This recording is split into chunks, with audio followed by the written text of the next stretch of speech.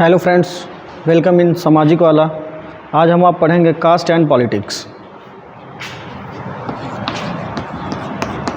Cast and politics, caste and politics. Caste and politics में हम क्या पढ़ेंगे? देखो, कास्ट और पॉलिटिक्स अभी तक हमने क्या पढ़ा? रिलीजन और जेंडर। लेकिन अब हम क्या पढ़ेंगे? Caste in politics. तो पहले हमको क्या पता करना? Caste inequality. पहले ये जानते हैं कि कास्ट एंड पॉलिटिक्स क्या है। इसका मेन मोटिव ये है, ये लार्जली पॉजिटिव इम्पैक्ट भी करता है और लार्जली निगेटिव इम्पैक्ट भी इसका है। तो पहले हम क्या करेंगे? Caste inequality. Caste inequality, caste inequality. Caste inequality क्या है? देखो, कास्ट इनइक्वालिटी में सबसे ख़राब बात यह है कि आज से कई साल पहले हमारे यहाँ क्या होता था कि अलग अलग कास्ट थे, जैसे ब्राह्मण, क्षत्रिय, वैश्य और शूद्र। ठीक, अब चार थे। तो इनको हाई सोसाइटी मानी जाती थी, इसके बाद इनको उसके बाद मानी जाती थी, उसके बाद इनको मानी जाती थी, इसके बाद इनको मानी जाती थी। अब इनको किस में डाला गया? इनको अनटचेबिलिटी में डाल दिया गया।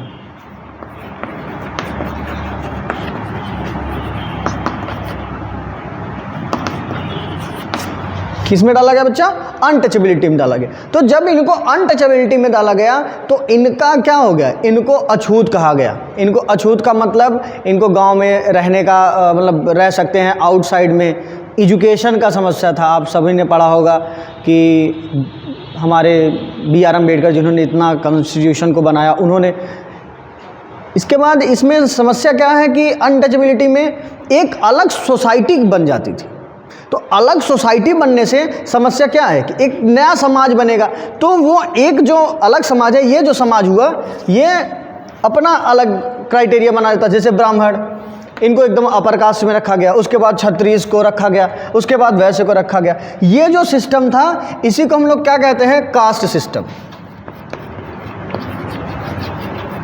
क्या कहते हैं बच्चा? Caste system. अब ये कास्ट सिस्टम क्या है? कास्ट सिस्टम का मतलब है कि डिफरेंट टाइप्स ऑफ क्या है? कास्ट बटे हुए थे, आज भी बटे हैं। अब इनका मेन मोटिव क्या होता था?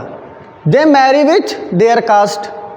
अब इनमें होता था कि वही काम करेंगे जो इनके एंसेस्टर करते आए थे।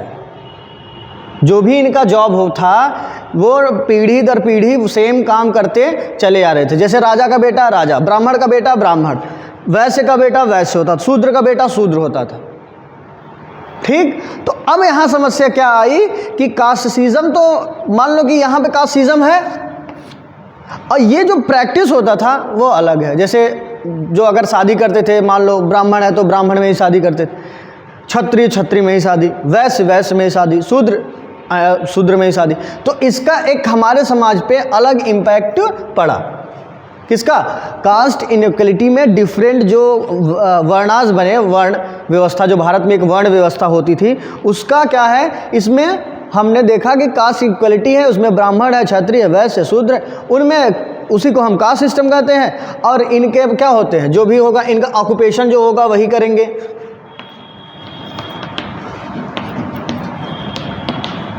ठीक, ऑक्यूपेशन किस पे प्रेफर होगा? जनरेशन चेंज होगा बट ऑक्यूपेशन क्या होगा? सेम होगा। ये सब जो हमारे यहाँ धारणाएं थी, वो एक गलत धारणा थी। लेकिन क्या हुआ कि और इसमें क्या थे? सब में डिस्क्रिमिनेशन बहुत ज़्यादा थे। जैसे इसमें आप देखेंगे, इनमें डिस्क्रिमिनेशन ज़्यादा है।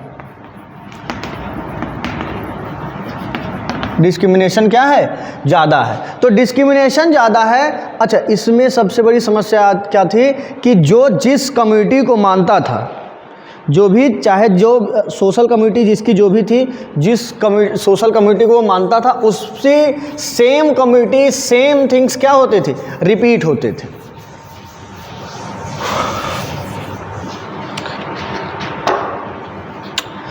दे प्रैक्टिस या social community practice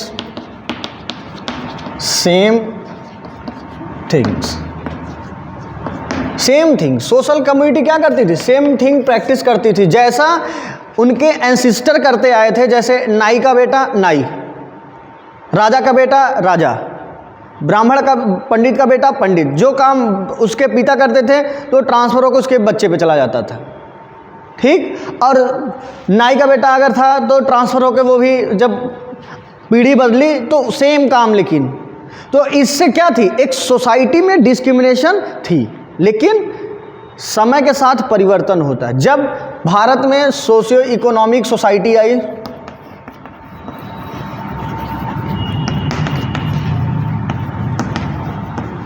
socio economic society I तो क्या हुआ?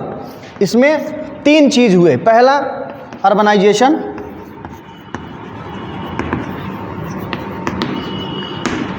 दूसरा ऑक्यूपेशनल मोबिलिटी,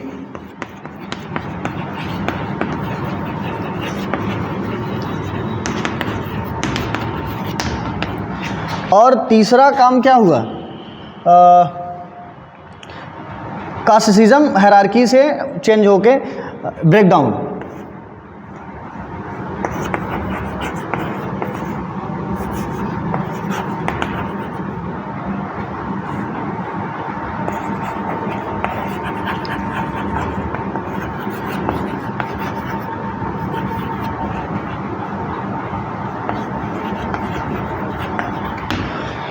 ये 3 काम क्या हुए? हमारे समाज में हुए।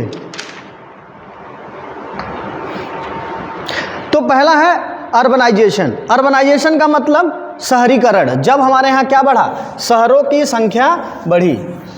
शहरों की संख्या का मतलब शहरीकरण हुआ। जैसे फॉर एग्जांपल मुंबई, गुजरात, पहला हम पढ़ेंगे अर्बनाइजेशन।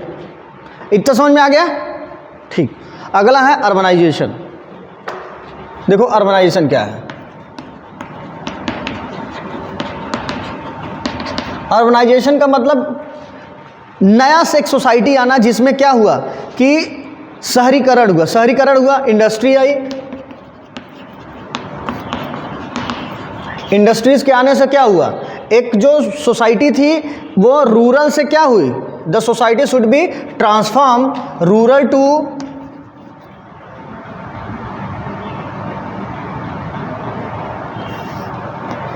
To urban. अर्बनाइजेशन के आने से समाज क्या हुआ? ग्रामीण से कहाँ चला गया? शहरों में चला गया। तो जब ये ग्रामीण से शहरों में गया तो उसके अंदर एक ट्रांसफॉर्मेशन होगा। ट्रांसफॉर्मेशन मतलब अब इंडस्ट्री में काम करने अगर आप जा रहे हैं तो वहाँ पे आपसे कोई नहीं पूछेगा आप किस धर्म के हैं, किस कास्ट के हैं। वहाँ पे आपसे कोई नहीं पूछेगा। अगर आप हिंदू हैं, मुस्लिम हैं, जैन हैं, ईसाई हैं, बौद्ध हैं, पर्शियन हैं, आपके प्रोफेशन के हिसाब से आपको वहाँ पे काम मिलेगा। कोई आपसे नहीं पूछने वाला है, ठीक। तो यहाँ पे क्या है? रूरल से क्या हो रहा है? अर्बन चेंज हुआ। तो इससे क्या हुआ कि हमारे यहाँ जो कौन सी प्रथा चली आ रही थी? ये अर्बनाइजेशन के आने से कौन सी प्रथा? जो पुरानी परंपरा, जो पुरानी रिचुअल्स चली आ रही थी उसके अंदर एक पहला ब्रेकडाउन हुआ। किसके आने से? अर्बनाइजेशन के आने से। अगला है हमारा occupational mobility. Next occupational mobility.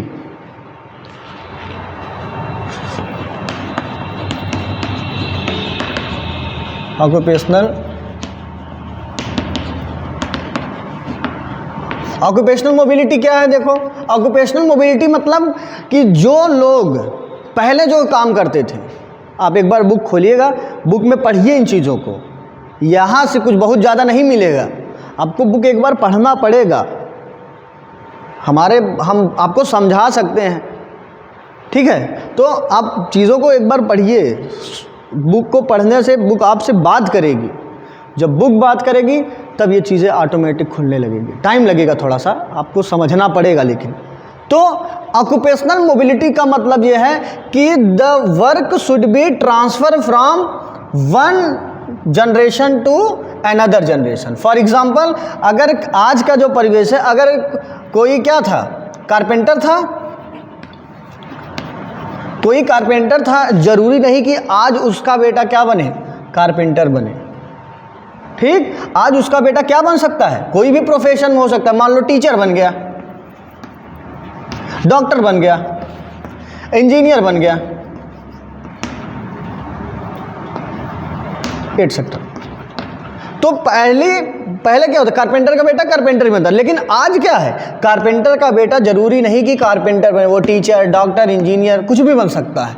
तो दूसरी हमारे यहाँ क्या हुई, ऑक्यूपेशनल मोबिलिटी हुई, मतलब ऑक्यूपेशन को रोटेशन हुआ कि अगर आप बढ़ई थे तो आपका बेटा बढ़ई होगा, ऐसा। लेकिन क्या नहीं बदला हमारे यहाँ, कास्ट सिस्टम, ये नहीं बदला,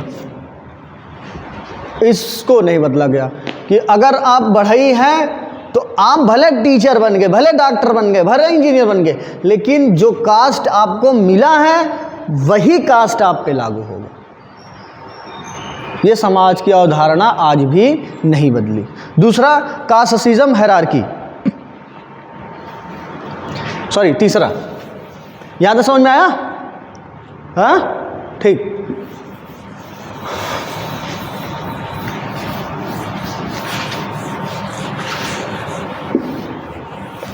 नेक्स्ट, कास्टिज्म हायरार्की।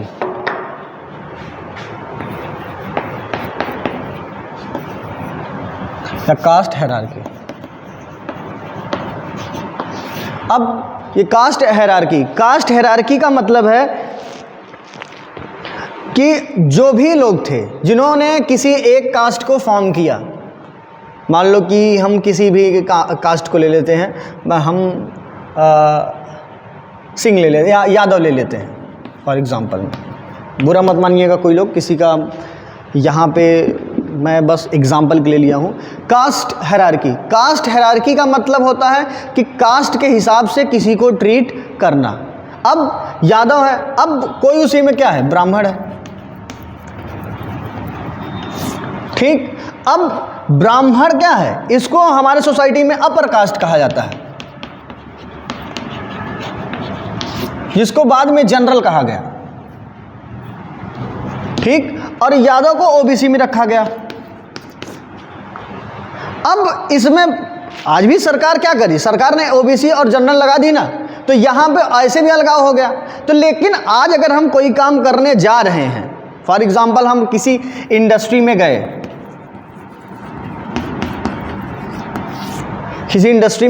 तो क्या ब्राह्मण वहां काम नहीं कर रहा है, क्या यादव वहाँ काम नहीं कर रहा है, क्या SC ST काम नहीं कर रहा है भैया, सब लोग एक साथ मिलकर कर रहे हैं। क्यों कर रहे हैं, क्योंकि धीरे धीरे क्या खत्म हो रहा, कास्ट हायरार्की। नहीं तो ये ग्रुप इन ग्रुपों की अपेक्षा ज़्यादा क्या होता था, प्रॉस्पीरियस हुआ करता था। लेकिन इंडस्ट्रीज़ के आने से नई मिडिल क्लास आई, नए मिडिल क्लास के आने से क्या हुआ, सब थोड़ा सा यहाँ पे जो हायरार्कियल था उसमें थोड़ी सी क्या आई, गिरावट आया। अब कोई कास्ट हायरार्की नहीं होता है।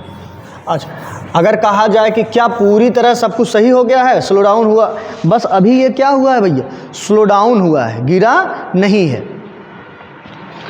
किसके आने से, अब ये समाज में जो मेन चेंजेस आए वो किसके आने से हुआ, मॉडर्न एजुकेशन के आने से।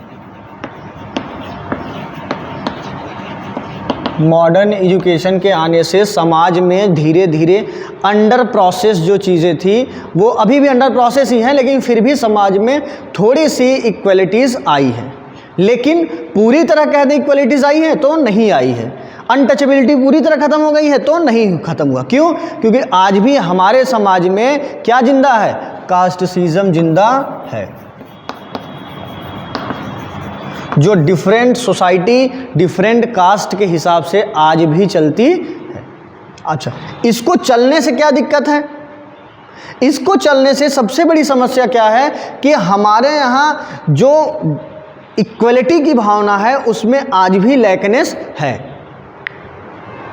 ठीक, यही है कि अनटचेबिलिटी आज भी है और कास्टिज्म आज भी है। कास्ट के हिसाब से जो एक प्रोफेशन है वो है। अब जो ब्राह्मण थे, क्षत्रिय थे, उनके पास ज़मीनें बहुत ज़्यादा थी, वैश्य थे उनके पास बिजनेस था, जो दलित थे या जो शूद्रास थे उनके पास वो चीज़ें नहीं मिली शुरू से ही। क्यों? क्योंकि उनको एक डिप्रेस्ड क्लास में रखा गया, जिसके कारण आज जो ब्राह्मण है, क्षत्रिय है, ये लोग उन चीज़ों का लाभ उठा रहे हैं। किसकी अपेक्षा? SC STs के अपेक्षा। किसकी अपेक्षा? SC STs के अपेक्षा आज भी वो क्या कर रहे हैं? इसका मतलब पूरी तरह हम कहें तो समस्या आज भी, जटिल समस्याएं आज भी जिंदा है। इस रिफॉर्म के लिए गांधी जी, इनकी रिफॉर्म के लिए गांधी जी, आप सभी ने सुना होगा कि अनटचेबिलिटी के लिए पूना पैक्ट 1932 में गांधी जी ने क्या किया? गांधी जी ने एक हरिजन महासभा बनाया। किसके लिए? कि जो SC STs हैं उनको एक हम क्या दे सकें, एक अलग दर्जा दे सकें। उनको हमने हरिजन कहा। Means you are the representative of god, आप भगवान के बच्चे हैं। ठीक। गांधी जी, रामास्वामी नायकर,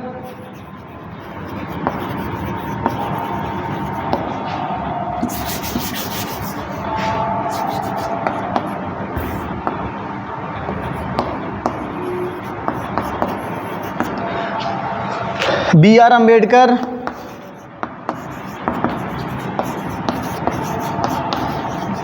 क्या आदमी था भाई BR अम्बेडकर। वाह, बहुत, मतलब इस जैसा आदमी कोई है ही नहीं।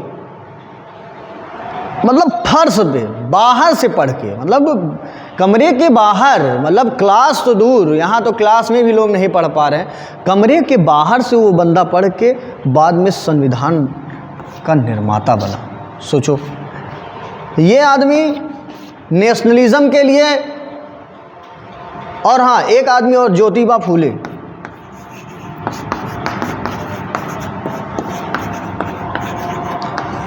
इस चार शख्सियत ने देश को, जो आज फिर भी जो हम पाते हैं, राइट्स पाते हैं, जैसे रिजर्वेशन है, वो सब इन लोगों का ही देन है कि जो अति पिछड़ा जात है, पिछड़ा जात है, और जो SC ST शेड्यूल कास्ट है, शेड्यूल ट्राइब है, उनको एक मुकाम तक पहुंचाने के लिए इन्होंने हमारे संविधान में क्या किया? संशोधन किया, इनके लिए रिजर्वेशन लाए, जिससे इनको भी कुछ क्या मिल सके? आज़ादी मिल सके। ये भी एक सोसाइटी का जो एक अपर कास्ट और लोअर कास्ट है वो थोड़ी सी इक्वलिटी पे आए।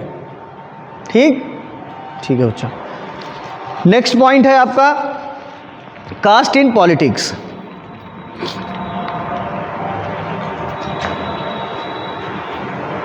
कास्ट इन पॉलिटिक्स,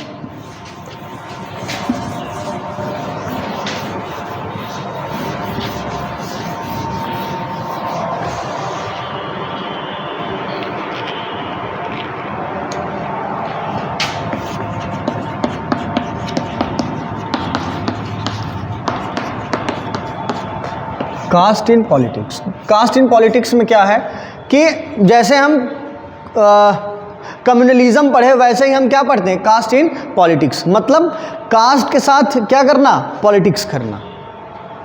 मीन्स किसी भी कास्ट को ज़्यादा प्रायोरिटी देना, किस में? पॉलिटिक्स में। ठीक।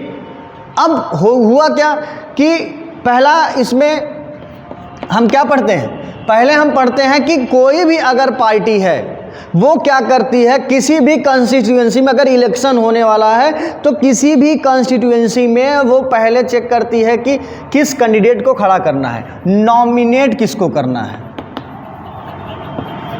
किसको हम क्या करेंगे? नॉमिनेट करेंगे। कहाँ पे? उस पर्टिकुलर इलेक्शन में। जैसे सरकार ने रिजर्वेशन दे रखा है कि 1/3 जो है सीट वो SC को जाएगा, या 1/3 जो है OBC को जाएगा, उसमें जनरल नहीं इंक्लूड होंगे, नहीं उसमें और सब में सारे जनरल आएंगे। उस प्रकार से पहला जो है क्या करता है? Nominate election. इलेक्शन को नॉमिनेट करता है कि किस कैंडिडेट को हमको क्या करना है, किस कैंडिडेट को हमको पहली प्रायोरिटी देनी है, कहाँ पे कितना ज़्यादा वोट है, किस कास्ट का वोट ज़्यादा है। इसके हिसाब से हम क्या करेंगे, नॉमिनी को क्या करेंगे, चूज करेंगे। ठीक। नेक्स्ट है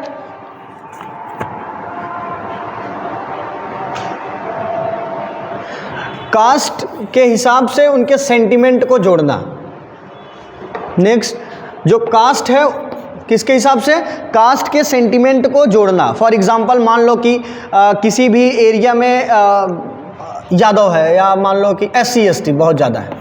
SC ST का क्या है कि उस किसी पर्टिकुलर मान लो कोई एक कंस्टिट्यूएंसी है, इस कंस्टिट्यूएंसी में पूरे में मान लो 55% SC ST है, और उसके बाद रेस्ट ऑफ क्या है, जनरल एंड OBC। ठीक। अब SC ST का परसेंटेज कितना, 55%। तो जो भी क्या होगी, पॉलिटिकल पार्टीज होगी,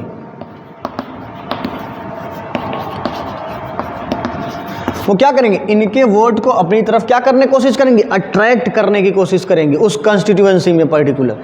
क्यों, क्योंकि इनको क्या करेंगी, इनके जो कैंडिडेट खड़ा करेंगी वो SC ST, most of them क्या करेंगी, SC ST खड़ा करेंगे। तो SC ST के खड़े होने से क्या होगा, इनको ये क्या करेगा, SC STs हर पार्टी के मेंबर को क्या करेगा, अपनी तरफ अट्रैक्ट करेगा। जो पॉलिटिकल पार्टीज के मेंबर होंगे, वहाँ की जो जनता है उनको क्या करेंगे, अपनी तरफ अट्रैक्ट करेगा। कैसे अट्रैक्ट करेगा, सेंटिमेंट के साथ। देखो हम इस पार्टी के हैं, हमने यहाँ पे अपने दलित नेता को खड़ा किया है, या हमने ये नहीं किसी में हमने कम्युनल को भेदभाव नहीं किया, या किसी एरिया में मुस्लिम ज़्यादा है, किसी में जैन ज़्यादा है, बौद्ध, उस हिसाब से यहाँ पे अपने कैंडिडेट को चूज़ करना। और रेस्ट ऑफ में क्या करना है, रेस्ट ऑफ में किसी भी नॉन सेम पॉलिटिकल पार्टीज में नॉन 55%। अब इसमें क्या करना है, किसी जनरल या OBC को, कोई पार्टी का मान लो XYZ किसी पार्टी का मेंबर यहाँ पे क्या कर रहा है, दूसरे किसी पार्टी के या किसी दूसरे कास्ट के लोगों को यहाँ पे खड़ा कर रहा है।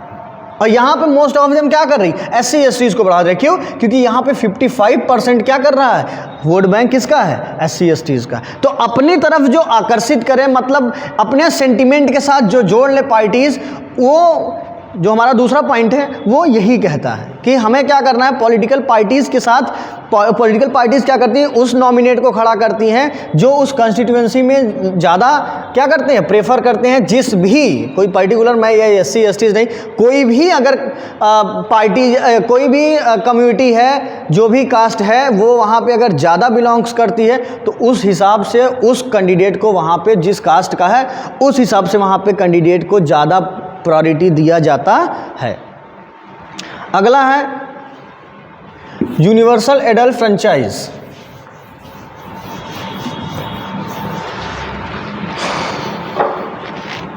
नेक्स्ट पॉइंट, भारत में एक अच्छा चीज़ है कि you all have a equal rights, सबके पास समान अधिकार है वोट करने का, आइदर वो वोमेन, आइदर वो मेन, कोई भी हो।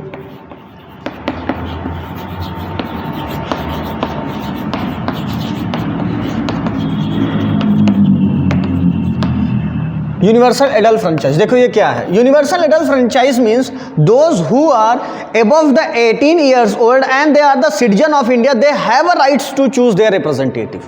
अगर कोई भारत का नागरिक है और वो 18 साल के ऊपर है, either man, either women, either transgender, न तो कास्टिज्म, न तो रेस, न तो रिलीजन, न तो सेक्स, किसी से भी कुछ नहीं, अगर वो भारत का नागरिक है तो 18 साल के ऊपर है, तो they have a rights to choose their representative, उसके पास पूरा अधिकार है अपना रिप्रेजेंटेटिव चूज करने का। इसके बाद हम and 1 vote equals to 1 value, चाहे वो ब्राह्मण, क्षत्रिय, वैश्य, शूद्र, हिंदू, मुस्लिम, सिख, ईसाई, जैन, बौद्ध, पर्शियन, ज्यूज, कुछ भी हो, भारत का नागरिक है, तो अगर वो एक वोट दे रहा है तो उसकी एक वैल्यू है। ऐसा नहीं है कि किसी एक को हम मान लेते हैं कि नहीं तुम्हारा कम वोट है, जैसे फीजी वाला मामला था, वैसा यहाँ पे नहीं है। यहाँ पे क्या है, 1 वोट इक्वल्स टू 1 वैल्यू। ठीक है, आगे इनके पास क्या है होता है, अच्छा इससे किसको बेनिफिट है, किसी पर्टिकुलर कास्ट के साथ साथ जो रेस्ट ऑफ द कास्ट हैं, रेस्ट ऑफ द कास्ट या कास्ट एंड रिलीजन, उनको भी क्या होता है भैया, बेनिफिट मिलता है। कैसे मिलता है, क्योंकि जब भी वो इलेक्शन लड़ेंगे तो ज़रूरी नहीं है कि कोई एक कास्ट जीते। ठीक, अगला पॉइंट यही है हमारा कि कोई एक कास्ट पर्टिकुलर ही अगर वोट करे वो जीते, या कोई रिलीजन का ही हो, एक किसी रिलीजन को ही वोट करे वही जीते, ऐसा नहीं है। सबको क्या है, सब मिलजुल के देंगे तभी वो कॉन्स्टिट्यूएंसी में वो अगला जीतेगा। ठीक, अगला है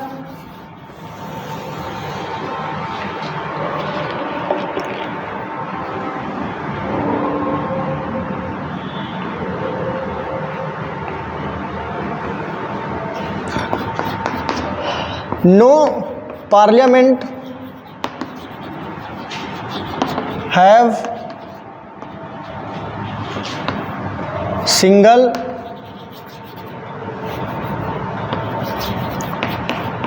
no parliament have single caste based government. Parliament में हमारा क्या है, किसी एक सिंगल कास्ट बेस्ड पे गवर्नमेंट नहीं है। ऐसा नहीं है कि किसी एक पर्टिकुलर पार्टी है, कोई एक पर्टिकुलर पार्टी है, उसके सारे के सारे, चाहे वो एमपी है चाहे वो एमएलए हैं, सारे क्या हैं, सारे एमपी और एमएलए क्या हैं, सेम कास्ट के हैं। ऐसा नहीं है, सब क्या है, डिफरेंट है। दूसरा है नो कॉन्स्टिट्यूएंसी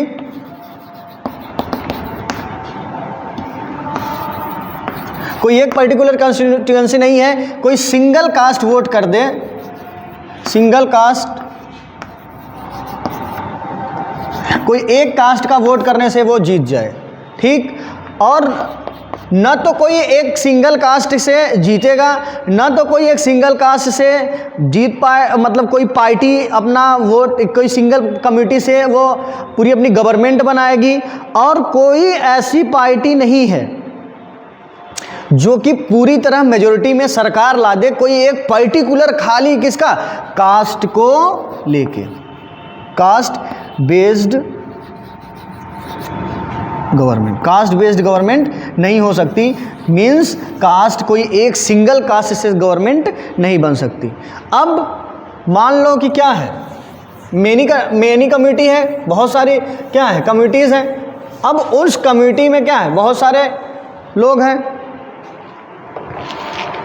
जैसे कोई एक सिंगल, मान लो कि कोई एक क्या है सिंगल कम्युनिटी है। अब यहाँ पे डिफरेंट टाइप्स ऑफ लोग रहते हैं। अब किसी का मैंने बताया किसी का एक मेजोरिटी है, इस एरिया में मान लो इनकी मेजोरिटी है, तो इस एरिया में जब इनकी मेजोरिटी है और बाकी क्या है नहीं है, तो इस एरिया को जो पॉलिटिकल पार्टी होंगी वो इस एरिया पे ज़्यादा फोकस करेंगी इन कंपैरिजन ऑफ ये एरिया। क्यों, क्योंकि यहाँ पे किसी एक पर्टिकुलर कम्युनिटी की ज़्यादा क्या है वोट है, इसके लिए ये क्या करेंगी, मेन किसी एक को या जो इस कम्युनिटी के ये लोग हैं उनको फर्स्ट प्रायोरिटी देगी। किसका, फर्स्ट प्रायोरिटी फॉर क्या चीज़ का बच्चा, फर्स्ट प्रायोरिटी फॉर नॉमिनी। पहली प्रायोरिटी किसको देगी, नॉमिनी का। और क्या कहता है कि कोई एक पार्टी से, किसी एक पर्टिकुलर पार्टी को इतना वोट नहीं मिल जाता, या कोई एक एमपी है और एमएलए, वो ऐसा नहीं है कि वो चेंज नहीं होता। आज अगर तुम हो, दूसरे दिन कोई और आएगा, तीसरे दिन कोई और आएगा, हर 5 साल पे इसमें क्या होता है, बदलाव होते रहते हैं। क्यों, एमपीज़ और एमएलए में क्यों बदलाव, क्योंकि जैसा उनका काम होगा, क्योंकि मान लो कि ये कोई कंस्टिट्यूएंसी है, यहाँ पे कोई एमएलए है, मान लो कि कोई भी नाम है, वो अगर यहाँ रूल कर रहा है तो ज़रूर नहीं कि 5 साल बाद वो चेंज ना हो। अगर उसके काम सही नहीं है तो 5 ईयर्स बाद उसको क्या कर दिया जाएगा, हटा दिया जाएगा, जब अगली कंस्टिट्यूएंसी आएगी तो। ठीक, इसी के साथ अगला पॉइंट है पॉलिटिकल इन कास्ट।